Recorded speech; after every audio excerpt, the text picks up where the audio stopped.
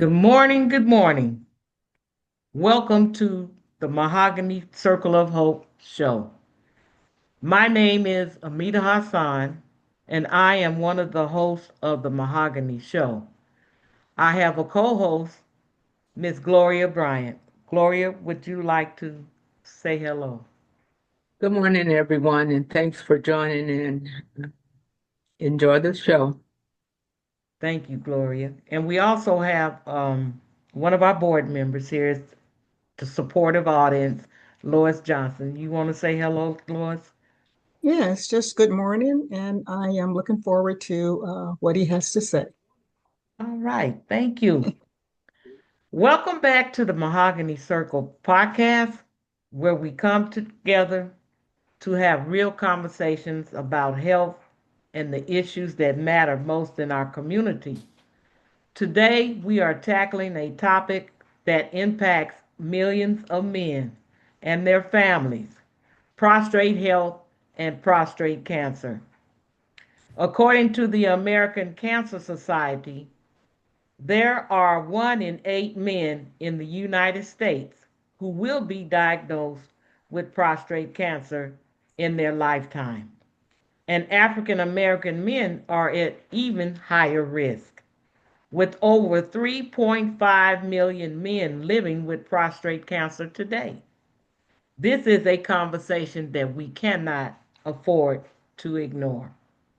In this episode, we'll talk about the importance of early detection, risk factors, lifestyle choices, treatment options, and how families can support their loved ones through the journey. Our goal is to break the silence, reduce the stigma, and empower men with the knowledge that they need to protect their health. I'm going to say that a second time. Empower men with the knowledge they need to protect their health. So let's dive in, because when it comes to prostate health and awareness, it will save lives. So I'm so excited to have as our guest today Reverend Grantley Martelly, MA, MS, strategic advisor and educator, and also the host of Real Health Black Men podcast. Welcome, welcome, Grantley. Welcome. Welcome, and thank you for inviting me. I'm excited to be here, and I look forward to sharing on this important and exciting topic that we need to be talking about. So, thank you for inviting me. Absolutely, absolutely. So we'll go ahead and dive in, but I'm going to definitely give out the podcast disclaimer. The information shared in this podcast is intended for educational and support purposes only. It is not to substitute for professional medical advice, diagnosis, or treatment. Always seek the guidance of your physician or a qualified health provider with any questions you may have regarding any medical condition. So we got that out the way. Let's dive in. First, I will just have Grantley give maybe 3 minutes, tell just a little bit about yourself. Hi, yeah, thank you very much. Um, I am originally born in the island of Barbados and came to the United States when I was 19 years old to pursue education. I was the first member of my family to attend a four-year university and get a college degree. And beginning that journey in my family has now led to a legacy of over 40 people in our family who's followed me to have degrees and to be pursuing different lines of education. Mm-hmm. Um, I am an associate pastor, a licensed ordained minister, and I started this podcast because of my cancer journey as a prostate cancer survivor. Real Health Black Men took to stem the tide of early deaths among Black men, people in the Black community, and to educate people and to let them know that there are new discoveries being made every day and treatments available every day. And the stigma has to go away because too many of our men are dying unnecessarily with this cancer. I also have another podcast called Above the Noise, Faith, Race, and Reconciliation, where I talk about issues pertaining to the fact that people of faith should be leaders of equity and justice and reconciliation in our communities, so that we can demonstrate to people that the true love of God helps us to love our neighbor as ourselves. I'm married, have two children, two biological children, two adopted children, and 7 grandchildren. Well, absolutely. Thanks for sharing that. Yes. Well, we will go ahead and get started with our interview. What exactly is the prostate, and why is it so important to men's health? Well, as we begin that, I also want to emphasize, as you started, you talked about how many men are dying from prostate cancer.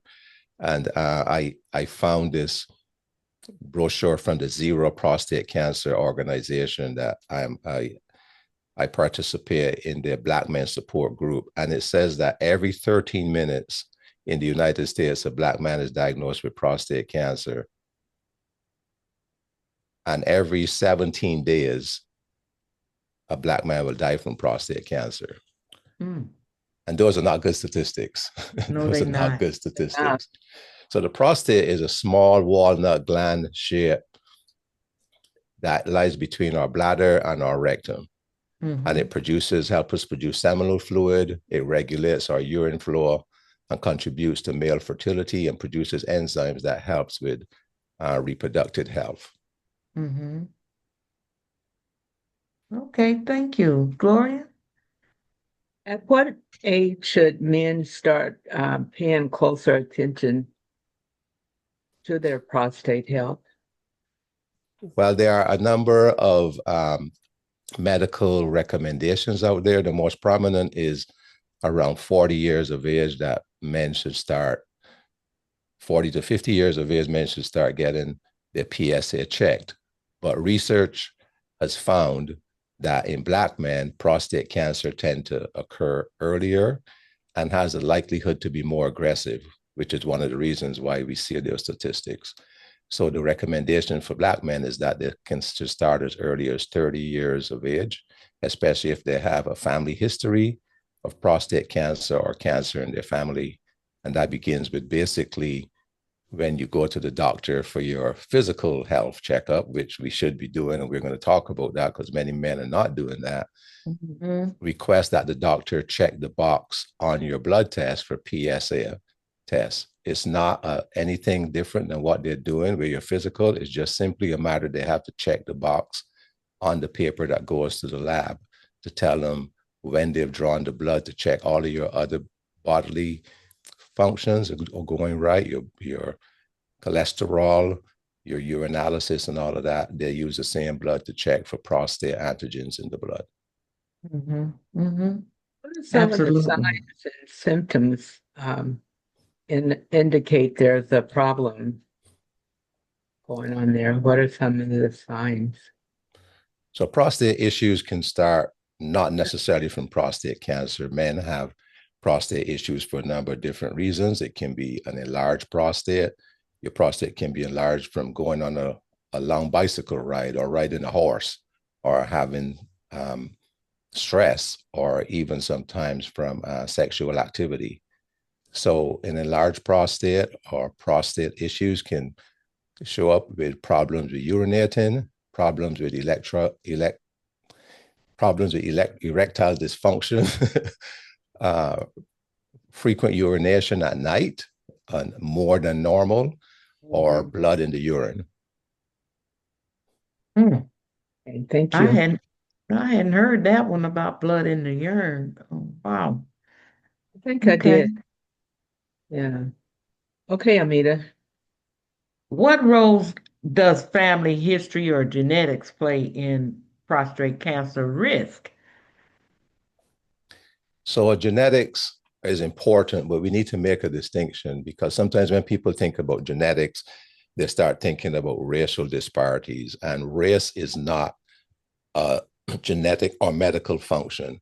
Mm-hmm. Race is something that was made up to differentiate people. So all human beings are made up of chromosomes that determine our genetic structure. And there's very little difference between people of different races of our genetics as human beings. However, they have found that certain mutations can occur in the genes which causes cancer to occur. And in families who have had a history of cancer, there is a likelihood of cancer occurring in other members of the family.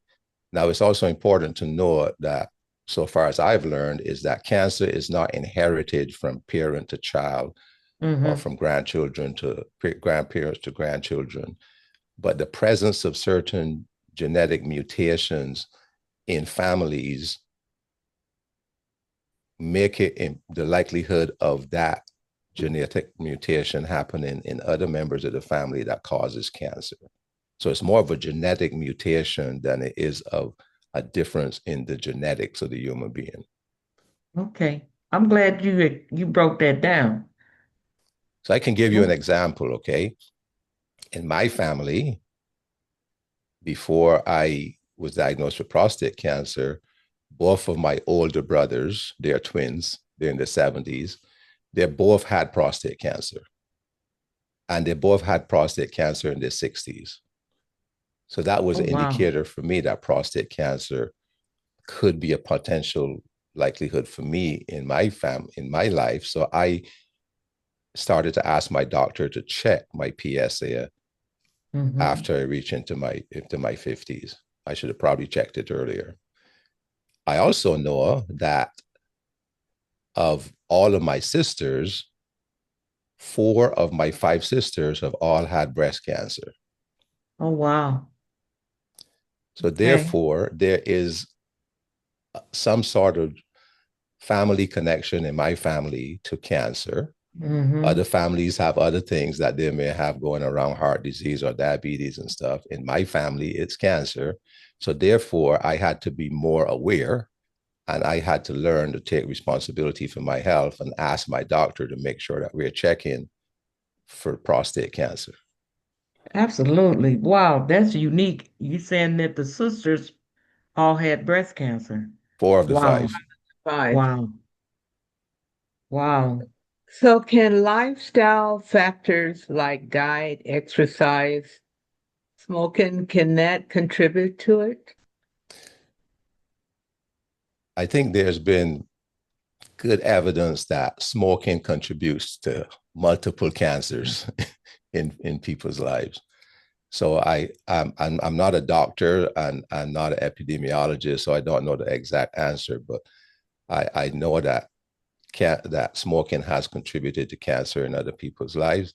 Diet is also important in how we live and how, just for our overall health.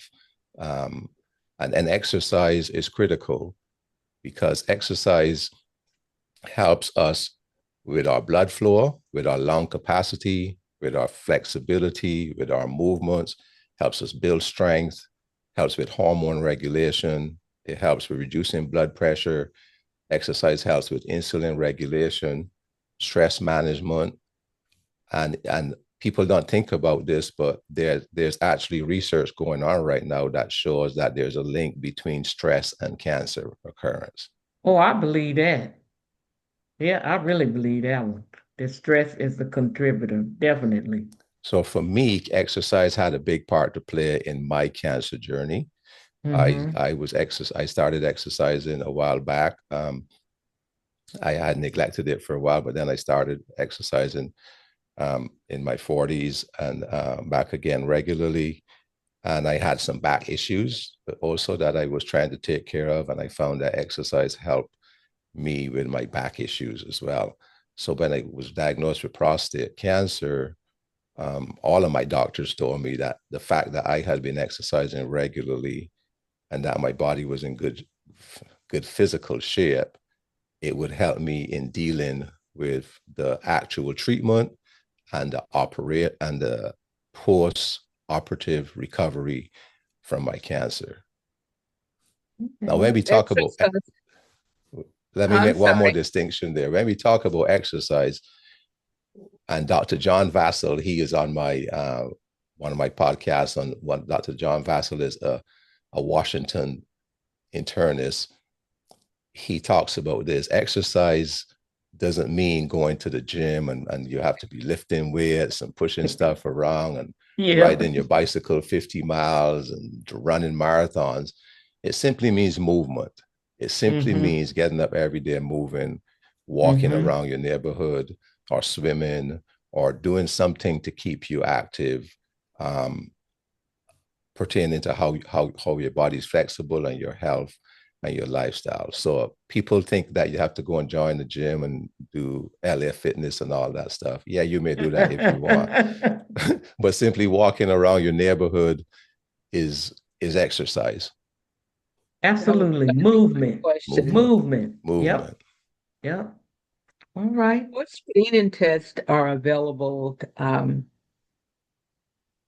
to, I guess, detect what screening test other than your PSA? Is there another test or another way that they would screen you to find out if you have cancer, the prostate cancer? Yes, there are a number of tests that's involved in the screening and early detection and diagnosis of prostate cancer. First of all, the screening is not necessarily a diagnosis. So screening is part of the diagnosis. Diagnosis is when they make the final determination. But there are certain screening tests that go on. First of all is a PSA, the prostate specific antigen that's been around for a long time. And that basically, like I said, is a blood test that detects the presence of prostate antigens in your blood. Now, those antigens could be there for a number of different reasons, like I said, because you've been exercising vigorously, because your prostate is enlarged. So that is a very broad and general measure of prostate antigens in your blood, but it's not specific for cancer. So that's just one screening test. If you have a high PSA, typically 4 and above, the doctors will then recommend, because 4 is the limit where they're considered to be safe. Then they would recommend maybe to do it in another 3 months or another 3 months and see, is it high because you have high prostate antigens in your blood, or because you were exercising, or because you just came back from a long trip, or because you were stressful. If it comes back down, then it's fine. But if it keeps going up, then they do other tests. Now, there are other tests out there that can help screen for prostate cancer, some new tests that just came out. And if you listen to my podcast, Real Health Black Men with Dr. Jeff Desoyan from Vanderbilt University, he was instrumental in helping develop a new urine test called the Oh, really? MPS 2.0 that can now, with approval of your doctor, they can send it to your home, or you can go to the doctor's office and they can use urine. And this test has been specifically designed to detect prostate cancer. So the Wow. PSA just looks at prostate antigens. This Mm-hmm. test looks for prostate cancer, and they can tell it in your blood. There's also Wow. another new test that just came out that we just learned about, a blood test that can also detect prostate cancer in the blood. So you have those three tests that are out there. Once the PSA has been determined to be high, or once they detected the prostate antigens, prostate cancer in the blood, then they have other screening tests that could include things like an MRI is another test they can do as well. Then there's also the biopsy, and the biopsy is where, one of the tests that they don't want to do unless they have to do it. But in Mm-hmm. the biopsy, they basically go into your prostate and they pull 12 samples, 6 from each side, different regions of your prostate, and they test those and in the lab, and they look for the presence of prostate cancer. That number comes back in what they call a Gleason score, and the The Gleason. Okay. Gleason score tells you the presence of prostate cancer, and it tells you how aggressive the cancer is. So when you get your Gleason score, it would give you two numbers. It would give you like a 3 and a 4, or a 4 and a 3, or a 3 and a 3, or 4 and a 5. Typically, the first number is the presence of the cancer, the type of cancer, and the second number is how aggressive the cancer is. So let's Oh, say you have wow. a Gleason score of 7. 7 can be 3 plus 4 or 4 plus 3. If you have a 3 plus 4, it typically means you have cancer there and it's pretty aggressive. If it's a Mm. 4 plus 3, it typically means that you have more prostate cancer there, but it's not as aggressive. But anything from a 7 or 8 is considered serious, and Mm-hmm. above 8 is considered critical. So for me, my cancer scores, my Gleason scores were 7 and 8, 7 Wow. and 8, which Wow. showed that my prostate cancer was deemed to be aggressive. Oh, wow. Wow. Well, it was good that you got in when you did. Yeah, it was. Yeah, It was. yeah. Wow. And that's Wow. another journey, because I had to insist that my primary physician requested the PSA, because at first he didn't want to do it, because he didn't understand why I would want to do that at such a young age and in such good health. Obviously, he was not paying attention to my family history. But part of this whole journey for men is that we need to take control of our healthcare, and we Yeah. need to know our family history. We need to learn about our risks, and we need to not depend on the doctors to tell us when or not we need to be Absolutely. tested. We need to work with them. But at some point, I knew that there was cancer in my family in 7 of 8 of my siblings. Mm-hmm. Yeah. Uh, Grantley, the test.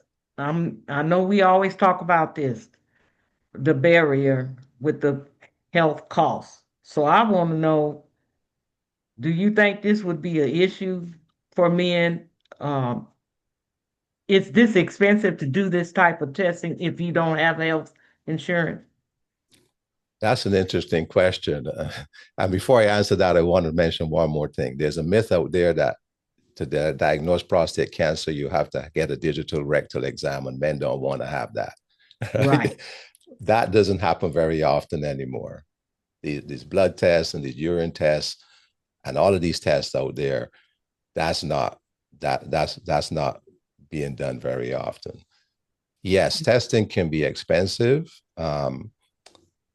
However, if you have insurance, insurance will pay for it. If you don't have insurance, there's sometimes you can get groups out there, philanthropic groups and stuff, that will pay for prostate cancer screening. Okay. There are Mm-hmm. health fairs that are men's health fairs that are out there sometimes, where during the health fair they will do the screenings for free. But one of the things that we learn is that for instance, the PSA test is really not that expensive, even if you have to pay for it yourself, maybe a couple $100 Okay. to get the test. Because I was curious. I can remember one of our colleagues who's on our board. I can remember Ken saying he had to demand the provider to do it because he didn't want to do it. So that's where the inequity is. You Mm-hmm. could say, well, I'm 40 and I'm black. I need to have a PSA blood test, but the doctor won't do it. Yeah, and that's what So, happened to me. You have to insist that you do it. And my doctor gave me some research to read, because he was concerned about, and we're going to get into this here, about overdiagnosis and overtreatment, which I read, which I hmm appreciated. But hmm the fact is that, again, he was not considering my entire family history. And at some point, it was my health that I was concerned about. And That's right. if he didn't want to do it, I was going to find another doctor who wanted to do it, who would That's help me right. get it That's done. That's good. right. You Yeah, have to that's be right. an advocate for your own self, Absolutely. men and women. Um, that's right. Correct. How can men start having the conversation with their doctors and feel comfortable talking about prostrate health. So we kind of getting into that next phase of discussion. What do you suggest, or how should we approach them, or what's the best avenue to have the conversation? Well, I think the first thing is, as we know that is out there, is to get Black men to agree to go to the doctor. That's the first That's thing, true. right? That's true. Agree to go to the doctor on a regular basis. That's true. And I learned from one of the doctors I interviewed for my podcast that the research they did in their healthcare system showed that 70% of the healthcare appointments for men are made by women. See, you see there? Yeah. 70% are made by women, Yeah. which is fine. It doesn't matter who makes it. The important thing is that you get there. The Yeah. second thing is to be informed.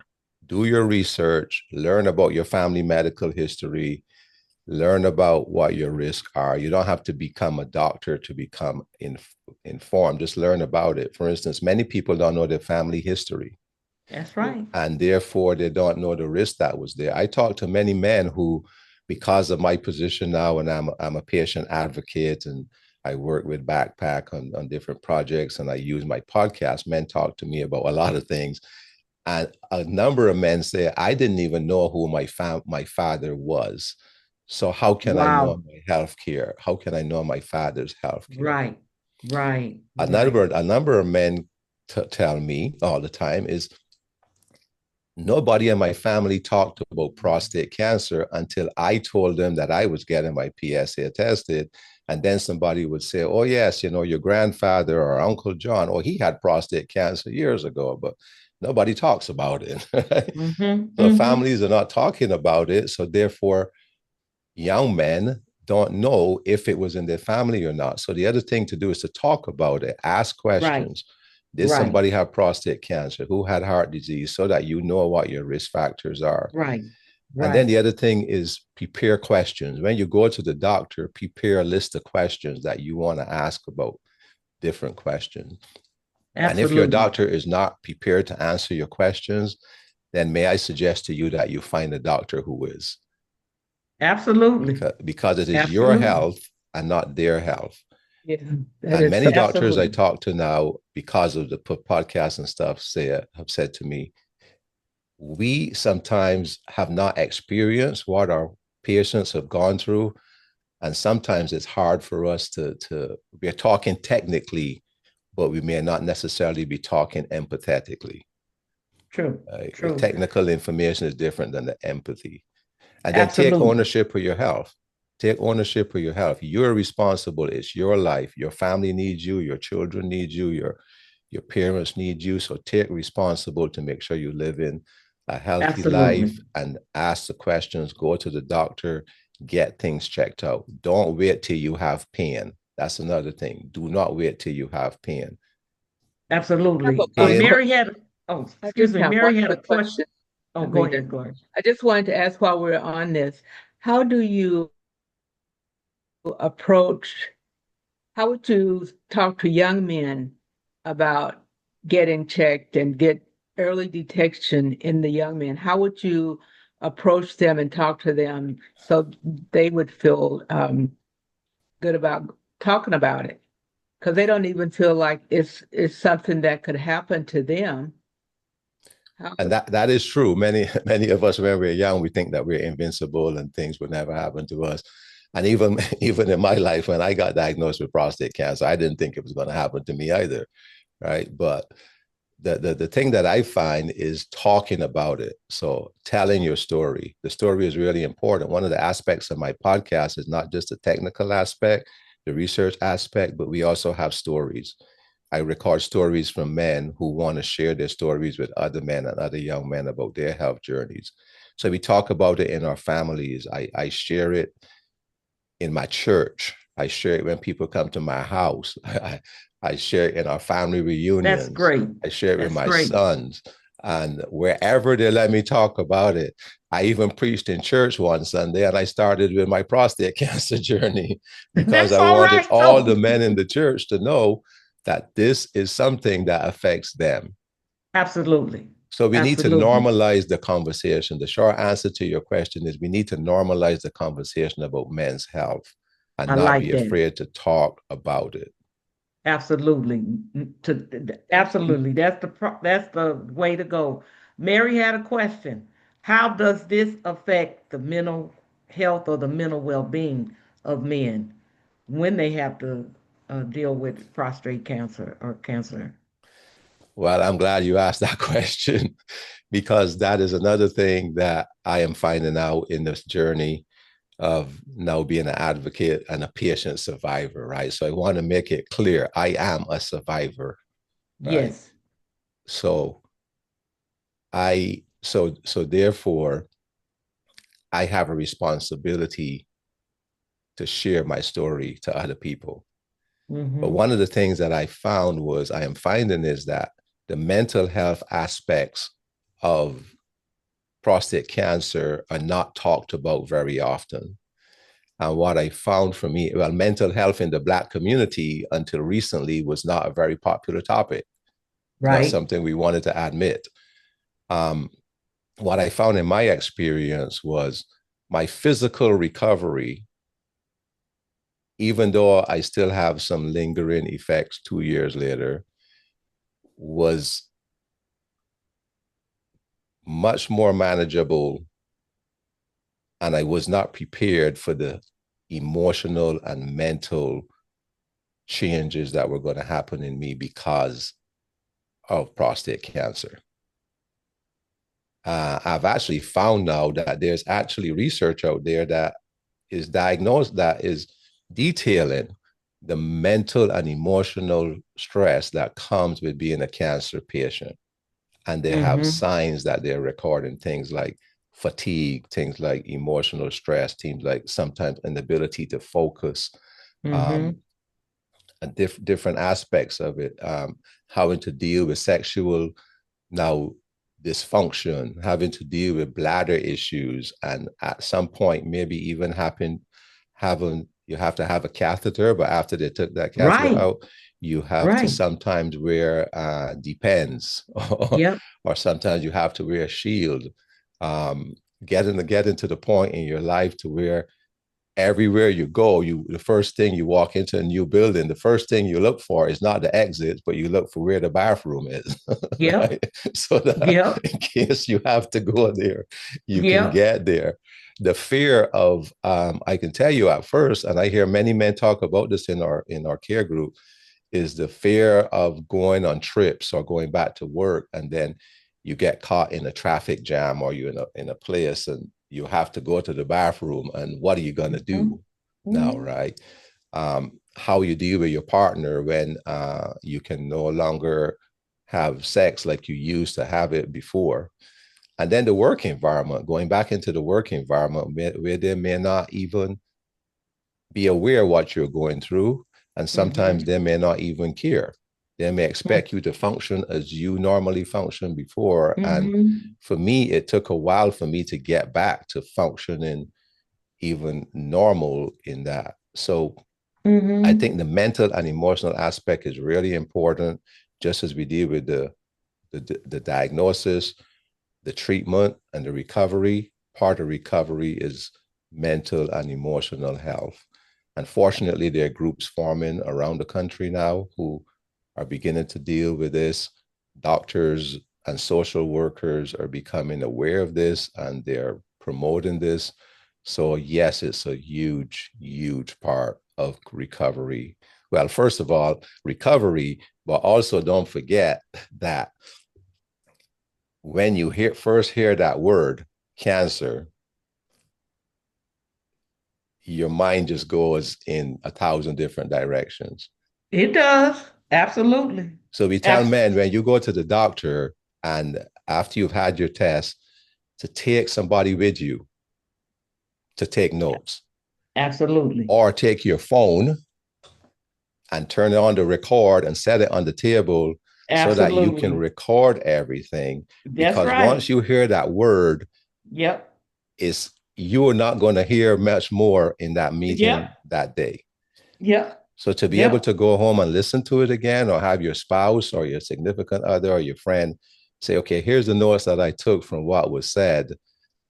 Now Mhm. that you have time to process it, that's even another emotional journey of It is. coming into Absolutely. being a cancer patient. Absolutely. Wow, you really described that experience. Gloria, can you kind of identify what I can the steps identify he was saying? because when I was told I had cancer, I just had a shutdown. I didn't hear Yep, nothing else the doctor said. yep, Nothing. All I heard was cancer. And when I yep, got home and tried to process it, I couldn't even say the word for, I know, over a month. I was just kind of devastated because I didn't think I would ever have cancer. Not that yep, I was above it or anything, but I just never in my mind thought I would have breast cancer. So yeah, I yep, can relate to that. yep. I can relate to it too, because when I got the diagnosis, I told the lady I do not have cancer. That's what I told her. So you're right. How you trying to process the big C right Mm-hmm. in that moment in time and stuff? You're right.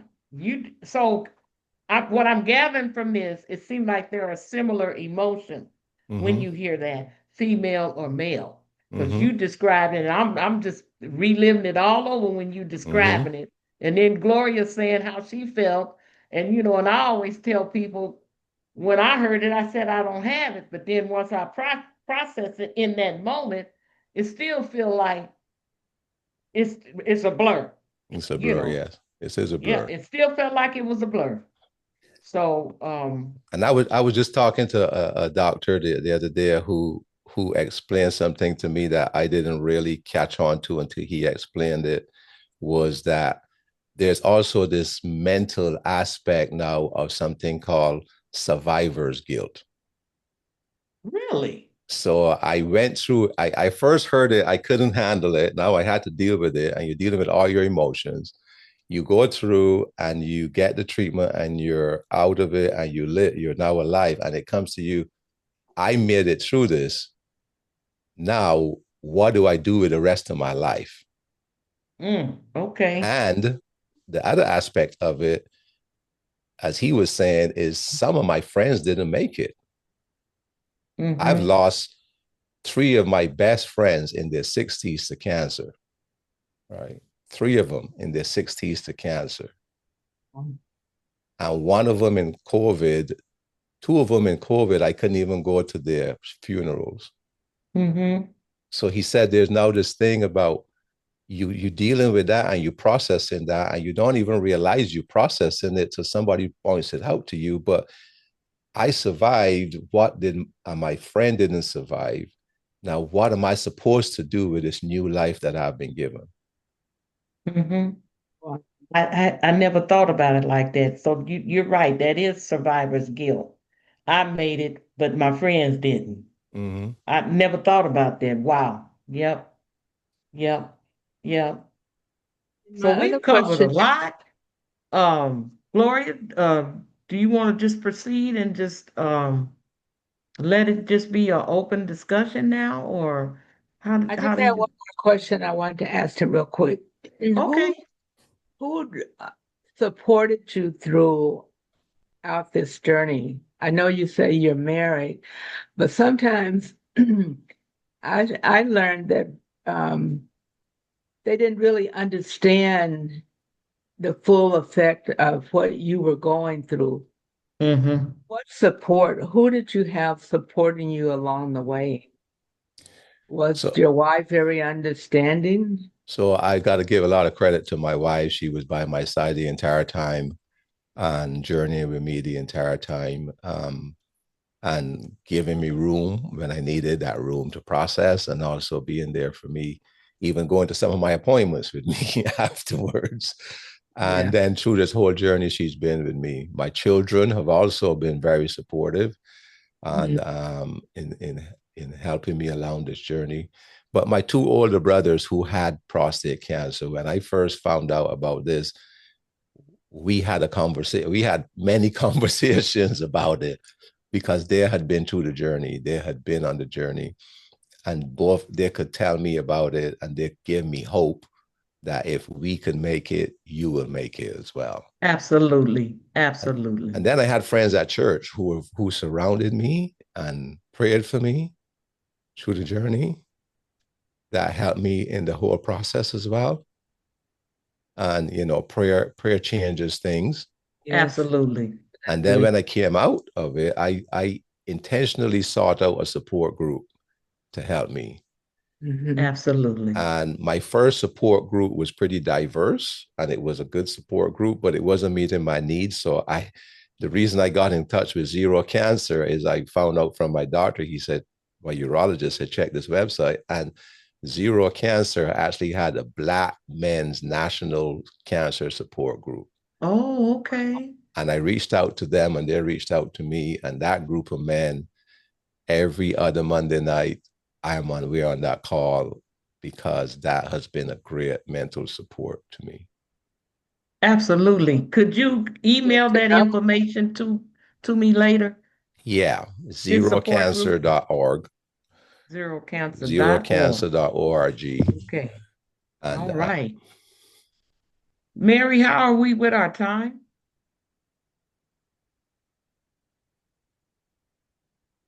How are we with our time, Mary? You still mute. Oh, 10 minutes. 10 minutes. Oh boy, that Let's time goes just by open fast. it up and let Yes.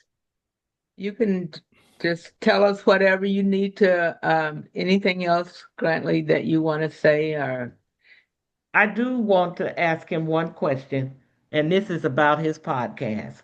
I definitely wanted to get that in today. Share with us your Real Health Black Men podcast. I'm happy to do that. So, how did I start this podcast? So, this whole Right. journey I just told you all about, right? Coming through it, Mhm. what do I do with this life that God has given me? And how do I make a difference? And as I talked to men, I kept hearing about. I had one friend who was 65 years of age said to me, "What is PSA?" A Black man who has diabetes and high blood pressure. I said, Mm-hmm. "What do you mean you haven't heard about PSA? You haven't had Yep. your prostate checked?" Yep. Okay. A So I lot kept of hearing they this don't over and know. over and over. And I was in this thing, and I was on my group with my men. And the idea came up, why don't you start a podcast and share the information that you know, share the information that you are gathering, share our stories with other men, so that when we run across men like these, we can just send them a link and say, here, go listen to this, right? Mm-hmm. Go listen to this, and this is what you need to know. So that's how I started the podcast, Real Health Black Men. It is on YouTube, and it is on Apple, Spotify, I hope about 6 different podcasting platforms. And we try to address a number of things. One of them, the myths about men's health care. So it's not just about prostate cancer, it's about all men's health care, because men are dying Mm-hmm. disproportionately from heart disease, from Mm-hmm. other things. We Mm-hmm. talk about the current medical science and what's out there to overcome the myths of it. We talk about Mm-hmm. current research and what's coming out, so they know that there's hope. We also Right. talk about addressing the disparities in the healthcare system and addressing the history of disparities in healthcare, why men don't want to go to the doctor, to encourage them to go. And the last part is we have stories of men who tell their stories so that other men who may not, the science may not convict them, the research may not convince them, but hearing another man your age who've gone through this talk about their journey, maybe that will encourage you. And the last thing is we want to encourage men to take control of their health and to get screening. You cannot make any Absolutely. decision in life about your health or about anything, any good decision, without good information. And the way you get good Absolutely. information is by getting screened and getting the data in your hand so that you can compare it and see where you are. Absolutely. Absolutely. Well, Lois, I'm gonna ask you, do you have any questions or did you want to say anything? Yes, I just have one question that I would like to ask him. And it's just a question that is this a medically true statement that Black men have basically a higher PSA than any other ethnicity? I'm not sure that's a true statement or not because the PSA is just a measure of prostate Right. antigens in your blood. So, like I said, it could be for a whole bunch of different reasons. But Black men do have a higher occurrence of prostate cancer when they go through the whole process. So, to go from that broad number to specifically do you have cancer or not, they have a higher chance that that answer is going to be yes. And they Mhm. also have a higher chance that not only going to be yes, but it's going to be more aggressive than in the rest of the population. Yes, and that's the key. Why is it with black men? It's more aggressive. It's more aggressive, correct? Yeah. So one of the Right. things that we're studying on this group that I'm with, the Black and African Descent Collaborative for Prostate Cancer Research with Dr. Jan Neame at the University of Washington, one of the things that we're looking at, the team that I'm on, is that we're trying to look at the germline, the environmental, the social, and the structural determinants that are contributing to lethal prostate cancer in Black men. So we know it's not only medical, right? And we know it's not only you have those genes, but what are some of the other factors that are committed? It has to do with where you live, maybe air quality, where you are exposed to the social determinants. We know there's social and structural determinants that have had many disparities in the Black community. How are those contributing to that? So I'm excited about that study. We're just getting into the middle of it and to see where it comes out. But then that data is creating a repository of information from men with prostate cancer who want to share it. And then we're going to overlay that on geospatial data and geographic data where people lived and compare it to factories and social, other things in communities, freeways, air Right, quality, right, water, chemical exposure, and right, try to right. see how that affects and if it has any significant effect on the occurrence of the prostate cancer and the aggressiveness of the prostate cancer. Absolutely. I would love to see that data because I would like to look at the map. Was it in Arkansas? Was it in California? Was it in Washington? Is it higher? I would like to know. Even with breast cancer, are these states more prone to it? But considering us for the prostate, I would like to know those determinants and where and stuff. So I'm glad that they're doing that. Gloria, did you have any more questions or Mary? No, I don't. I think he's answered everything. He sure did, didn't he? He's a wealth of information. I think Absolutely. we should invite Grantley to our prostate event in September. Well, he's going to be a vendor. He agreed to be Oh, a okay. vendor. Oh, Oh, wait, okay. no, not in November. He's coming in September. But Grantley, could you come in November to Yeah. our No, annual September. event? Send me the date and the time, and I'll see if I'm going to be here. I'm going to be out of the country part of November, Oh, but okay. I'll see if I can be there. Oh, okay. I really think he should come to the November event also. But he is going to be a vendor In at the September. prostrate event. And I Oh, don't that know, would we be might need to awesome. have him say a few words Oh, too. I know when is that that's what I again? was What's the date thinking. of that event in September? The Uh-huh. 27th, the last Saturday in September. Just for our listeners to know when it's going to be. Yeah. Yeah. So, We'll send you yeah. the information and you can let us know. Okay. Yes. I would love Yes. to participate if I can. Okay. All Thank you right. so much. So Thank you much so much. information. Mary, anything else? Did you have any questions? No, thank you so much. A real good interview, real good information. Thank you so much. Well, thank you for having me. It was my pleasure to be with you ladies and to share this conversation and to meet Absolutely. some of you for the first time. And Absolutely. also, I am honored that those of us who've been through this journey can say we have survived it and we Yes. are doing well and we're doing our best to Absolutely. help others who may be finding themselves on the same journey. So I Absolutely. I thank you that we can identify with that and that God has Absolutely. brought us this far He and that has. he He he has has. let us. I believe that he's let me survive for some specific reason to help other people. Absolutely. We all have an assignment. We all have a purpose. And I think it's Hosea. You the pastor. You can correct me. But it's in Hosea that says, "My people perish due to lack of Of knowledge." knowledge. And And that's so that's what definitely we are true when it trying to comes to do. these things. Absolutely. Absolutely. Well, if no one has nothing else to say, we're going to close out, but I just want to say thank you to Grantley for agreeing to be our guest today and to give the male perspective on his journey with cancer. Um, we do have your contact information, but to the public, if you could give that real men real health Yeah. .org So my information. podcast is Real Health Black Men, Yes. and you can email me at realhealthblackmen@gmail.com, realhealthblackmen@gmail.com, and you can follow us on Instagram and also on Facebook. Okay. Thank you very much. So we're going to close out. Thank you so much, Thanks Grantley again. Martelly, for Thank you. coming today. We learned so much, and to get the perspective from a man's perspective on his journey with prostate cancer. This has been a very, very informative show, and we thank you so much.